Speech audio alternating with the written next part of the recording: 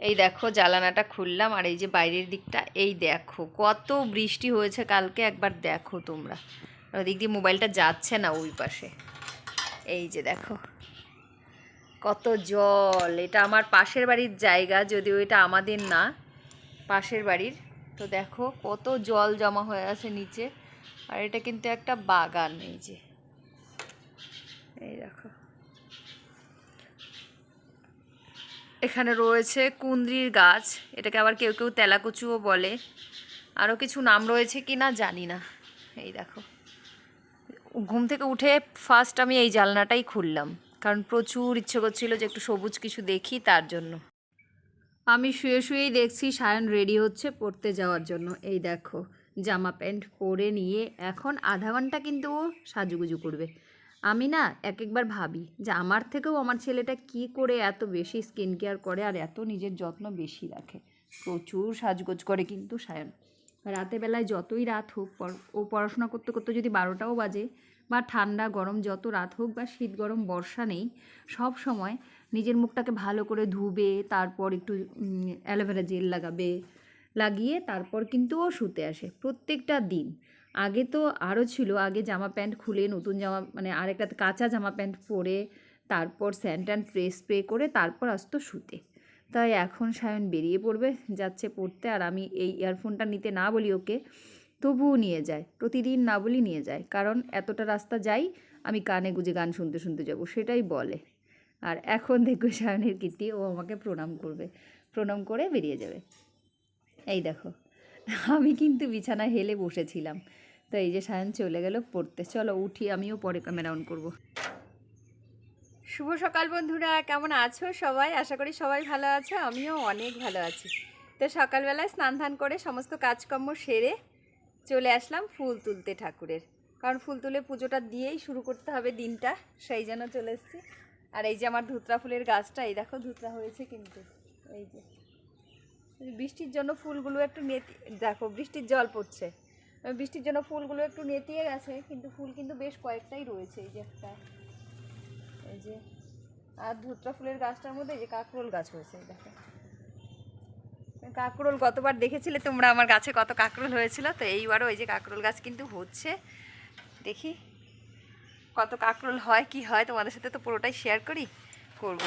এত বৃষ্টি হয়েছে এদিক দিয়ে, দেখো বেড়াগুলো পড়ে গেছে। এদিকে যে টিন রয়েছে, টিনগুলো সব পড়েই গেছে। এই দেখো তোমাদেরকে দেখা, এই দেখো এটা এইভাবে ছিল, এইভাবে এদিকে ঢুকানো ছিল, থাকছে না এখন, আর পড়ে যাচ্ছে। তো চলো, সায়ন চলে গেল পড়তে, আর আমি এই কাজবাজগুলো করলাম, মানে করে এখন পুজো দিব, ফুলটা তুলে পুজোটা দিয়ে তারপর দিনটা শুরু করি। এই গাছটাতেও অনেক ফুল হয় শীতের দিনে, কিন্তু এখন নেই। এই দেখো একটাও নেই, এটা শুধু শীতের দিনেরই ফুল। তো আর দেরি করছি না, চলো ঝটপট যাই, পুজোটা দিয়ে আসি। এসে রান্নাও করতে হবে, আজকে কি রান্না করি না করি পুরোটাই শেয়ার করব তোমাদের সাথে। চলো, রোজ যেরকম হয় সেরকমই হবে, দেখতে থাকো। এখন বিকেলবেলা, সময় বাজে 4টে মতন, ঘড়িতে মনে হয় 4টেই হবে, আমি ঠিকঠাক প্রপার টাইমটা দেখিনি, তবে আন্দাজ 4টেই হবে।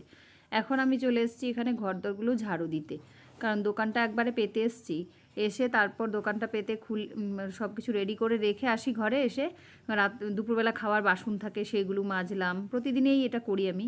বিকালবেলায় ওই দুপুরের যে বাসন থাকে সেটা মাজি, জল এসে গেছে জল ভরলাম, তারপর সবার লাস্টে ঘর ঝাড় দেয়া। এই কাজগুলো করে তারপর হাত মুখ ধুয়ে একবারে গিয়ে দোকানে বসি। আর তোমরা এখন বলবে যে ততক্ষণ দোকানে কে থাকে? সায়নের বাবাও নেই বাড়িতে, সায়ন নেই, কিন্তু আমার পাশে তো মেজদা রয়েছে, মানে আমার ভাসুর, আমার মেজো ভাসুর তো আমার পাশেই বসে সবজির দোকান করে, একদম পাশাপাশি। তো মেজদা ওখানে থাকে, তাতে আমার কোনো অসুবিধা হয় না, লোক আসলে মেজদা ডাকে আমাকে, আর তখন আমি যাই দিয়ে আসি। আর কোনো কোনো সময় এরকমও হয়, ধরো আমি বাথরুমে রয়েছি, শুনছি না মেজদা ডাকছে, তাহলে মেজদা নিজে দিয়ে দেয়, টাকাটা রাখে, পরে আমি যাওয়ার পর আমাকে দেয়। তো এই হয়। কোনো কোনো সময় মেজদাও চলে আসে হাত পা ধোয়ার জন্য, জল খাওয়ার জন্য, বাথরুম করার জন্য। তো আমরা এইভাবেই কিন্তু দোকানটা করি। এবার আমার এই ঘরটা ঝাড় দেওয়া হয়ে গেছে, এখন যাব আরেকটা রুম ঝাড়ু দেবো, ওই ঘরটা ঝাড় দেবো, ঠাকুরের ফুল বেলপাতাগুলো পুজো দেওয়া তো ওইভাবেই থাকে, ওগুলো ফেলবো, সব কিছু একদম এদিকের কাজটা সম্পূর্ণ কমপ্লিট করে যাই। কোনো দিন জানো আমি রাতের যে রুটি খাই ওই আটাটাও মাখি, কিন্তু আজকে যেহেতু সকালবেলায় রুটি আর বটবটি ভাজা করেছিলাম, আজকে তো রাতে রুটির প্রোগ্রাম নেই, যদি সকালে রুটি হয় তাহলে রাতে লাগে না, তাই আজকে এইটুকুই। চলো এবার হাত মুখ ধুয়ে যাই। তো গাইজ একটু খাওয়া দাওয়া করে ঘুমিয়ে পড়েছিলাম, দুপুরবেলা খাওয়া দাওয়ার পর ঘুমিয়ে পড়েছিলাম। আর কি কি রান্না হয়েছে সেটাও তোমাদেরকে আজকে আমি দেখাইনি। তো আজকে রান্না করেছি ডাল, কচু দিয়ে মটর ডাল, আর করেছি সব কিছু দিয়ে একটা তরকারি, মানে নিরামিষ তরকারি, পাঁচমিশালি সবজি, সব সবজি মিলিয়ে একটা লাবড়া করেছি, লাবড়া ঘ্যাট যা বলো তাই রান্না করেছি আজকে একটা। আর করেছি বটবটি ভাজা। সকালবেলা করেছিলাম রুটি আর বটবটি ভাজা, তো সকালে রুটি খাওয়া হয়েছিল বটবটি ভাজা দিয়ে, সেই বটবটি ভাজাই কিছুটা বেঁচে গেছিলো, তো সেটা আর ডাল আর ওই এসে করে নিয়েছি তরকারি একটা, সব কিছু দিয়ে দুপুরে খাওয়ার জন্য। খাওয়া দাওয়ার পর ঘুমিয়ে পড়েছিলাম, মাকে ভাত দিয়েছি, আমরা খেয়েছি, খেয়ে দিয়ে ঘুমিয়ে পড়েছিলাম। আর ক্যামেরা অন করা হয়নি, তোমাদের সাথেও শেয়ার করা হয়নি, তার কারণ হলো এই, আমাদের এখানে কারেন্ট ছিল না, আমার ফোনের চার্জও ছিল না, যার জন্য শেয়ার করতে পারিনি। রাতেবেলায় যখন খাবো তখন দেখিয়ে দেবো তোমাদেরকে কী কী রান্না হয়েছিল। আর এখন বিকালবেলা ঘুম থেকে উঠে যথারীতি রোজের মতোই সমস্ত কাজবাজগুলো শেষ করেছি, করে এখন এই যে জলের বোতল হাতে যাচ্ছি দোকানে। আর তার সাথে আরেকটা খুশির খবর আছে, সেটা বলি। ভীষণ খুশি লাগছে, আমি যে আসামে বিয়েতে গেছিলাম কাকার বাড়িতে, তোমরা সবাই জানো, তো সেই কাকি এসছে, কুমাগ্রাম দুয়ারে কাকির মেয়ের বাড়ি, ওখানে এসছে। তো কাকি আমার এখানেও আসবে, কোনো দিন আসেনি আমার বাড়িতে কাকি, এই ফার্স্ট কাকি আমার বাড়িতে আসবে, ভেবেই ভীষণ খুশি হচ্ছে। মানে এত দূর থেকে অতিথি কেউ, আমার নিজের লোক, এত দূর থেকে আমার নিজের একজন লোক, খুব কাছের লোক, সে আমার বাড়িতে আসবে, ভেবেই কতটা খুশি হয় বলো। তো সায়নকে ফোন করেছিল আমার ভাগ্নে, মানে আমার বোনের ছেলে, কাকির নাতি, ফোন করে বলল যে তোর মাকে বল আমি এখানে এসছি, যাবো। তো সায়ন তো শুনে ভীষণ খুশি, আমাকে ফোন করে বললাম আমার দিদা আসছে, আসামের দিদা এখানে আসছে, গিয়ে নিয়ে আসি। আমি বললাম আজকে আর আনতে হবে না, তুই পড়তে যাচ্ছিস যা, পড়াটা বাদ দিতে হবে না, কালকে সকালে গিয়ে নিয়ে আসিস। তো কালকে সকালে নিয়ে আসবে বলেছে। আর আমি আবার ফোন করেছি, তারপর বললাম আমার বোনকে যে তুইও কোনো দিন আমার বাড়ি আসিস নি, রাস্তার সামনে দাঁড়িয়ে কথা বলছি না, উঠোনে আর গেটের সামনে, তো দেখো গাড়ির আওয়াজ, তো ওকে বললাম তুই সকালবেলায় কাকিকে নিয়ে চলে আয় আমার বাড়িতে, সারাদিন সবাই মিলে ভীষণ মজা করবো, তো কালকের ব্লগটা আরও ভালো হবে। চলো, মানে কাকিরা আসছে ভেবেই আমার ভীষণ খুশি হচ্ছে মনটা।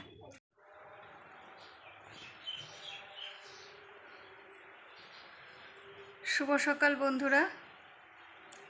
তো আমার আওয়াজটা শুনে বুঝতেই পারছো আমার শরীরটা কতটা খারাপ, আর চোখ মুখ দেখেও বুঝতে পারছো তোমরা, চোখ মুখ ঢুকে গেছে একদম, শরীরটা ভীষণ খারাপ। কালকে যে ভিডিওটা শুরু করেছিলাম ব্লগটা, যে রান্নাবান্না করে তোমাদেরকে দেখাচ্ছি কী কী রান্না হয়েছে, কি করেছি কি না, বা রাতে খাওয়ার সময় দেখাবো, কি কতটুকুন শ্যুট করেছিলাম, তখন আমার শরীর ভালো ছিল বেশ। বিকালবেলার থেকে এত বাজে শরীরটা, মানে মোটামুটি ধরো তখন 4টে কি 4:30 মতন বাজে, তখন থেকেই শরীরটা ভীষণ খারাপ। আস্তে আস্তে আস্তে আস্তে সময়টা বাড়তে যাচ্ছে, আর আমার শরীরটা খারাপ হতে গেছিলো, এতটা খারাপ হয়েছে, এতটা খারাপ যে আমি আর উঠতেও পারছিলাম না, কিছু করতেও পারছিলাম না, আর ক্যামেরা অন করা তো বহুত দূরের কথা। সারা রাত কীভাবে পড়েছিলাম জানি না, তার কারণ এই আমার হলো রুটি খেয়ে অভ্যাস নেই, রুটি আমি খেতে পারি না একদমই, আমাকে একটু ঠান্ডা ভাত বাসি ভাত যাই দাও তাই খেয়ে নেবো, কিন্তু রুটি খেতে পারবো না। শেষে রুটি খেয়েই আমার শরীরের পরিস্থিতি এত বিগড়ে গেল। রুটি খেয়েছিলাম 2:11টার দিকে সকালবেলায়, আর ভাত কিন্তু আমি খাইনি সকালে, আর কাজের চাপে এত তাড়াহুড়ায় জলও খাইনি, মানে ভীষণ চাপে ছিলাম, সেই জন্য জলটাও খাওয়া হয়নি ঠিকঠাকভাবে, যার জন্য গ্যাস চাপ দিয়ে দিয়েছিল এত। আর রুটির সাথে খেয়েছিলাম এঁচোড়ের তরকারি, যেটা মানে দুটোই গ্যাসের জন্য ভীষণ একদম ভীষণভাবে খারাপ। তারপর পেটটা ফুলতে গেছে, বুকের উপর উঠতে গেছে, মানে এত বাজে পরিস্থিতি আমার সাথে আর আগে কোনো দিন হয়নি, এবারে বেঁচে গেছি সেটাই বহুত। পিছে এদিকে চাপ দিচ্ছে, বুকের দিকে চাপ দিচ্ছে, মাথা ঘুরছে, মানে কি পরিস্থিতি গেছে আমি নিজেই বলতে পারবো না, আমি এতটা খারাপ অবস্থায় ছিলাম।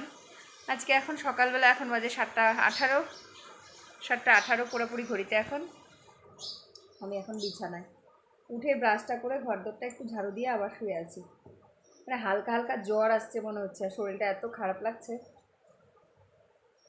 ঠিক আছে চলো তাহলে ভিডিওটা এখানে শেষ করছি, যতটুকুন হয়েছে 3 মিনিট 4 মিনিট সেটাই এডিট করে তোমাদেরকে দিয়ে দিব, দেখে নাও, কালকে তো দিতেই পারিনি।